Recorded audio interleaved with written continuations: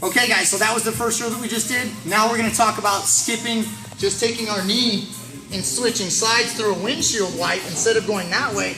Now we're gonna actually just skip this leg all the way across.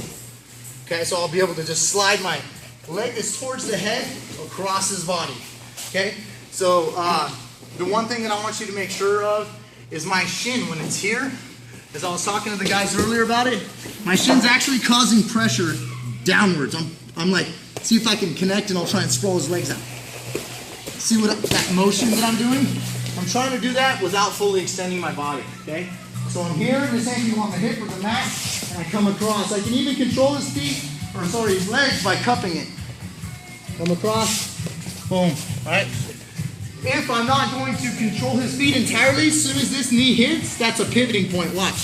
Boop, and I come right around the corner on it. Again, we're not finishing right now.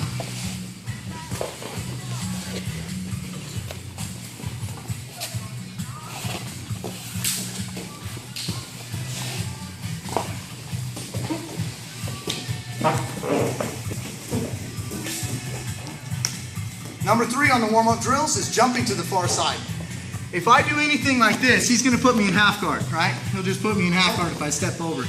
Even if I jump over, go ahead and catch me, Tristan, right? And you can catch me in any kind of guard or half guard, full guard, stuff like that can happen. So I'm going to shove his hips to the floor, okay? Scoot this way a little bit. I'm going to shove his hips to the floor so he can't lift his hips in order to catch me in the guard. I want you to lift one, the next, land one, land the next. This time we're going to do the tap, and when we do the tap, I want you to know that we're not landing on our knees, we're going to land on our toes and cause forward athletic pressure when we're doing it. So I'm here, one last safety tip. I don't want you to jump with your head not on the ground and like mid-air, this guy flexes this elbow back real hard, you kind of tweak your neck and you're jumping on a sideways neck. So make sure that your head's on the ground and my foot's on the, or sorry, my hand's on the hip, and then I turn. Notice how I turned all the way around and turned my hips. Like I said, I didn't land on my knees. I connect my hands and lean forward, and I should land right into the choke.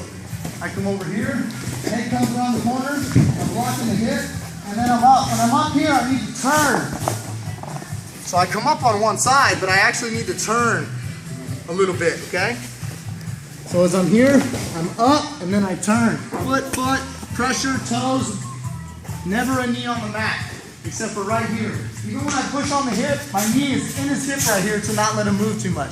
Cupping that shoulder, turning that head, pushing that hip, up, turn, grip, 2 elbows on the mat, chin to the forehead, goes to sleep. Do that back and forth. Okay guys, a common mistake that beginners make, and even sometimes blue belts, but you always want to have a grip or know where to put your hands. You certainly don't ever want to put your elbow on the mat. For advanced guys, it gives you 2-on-1, it gives you arm drag.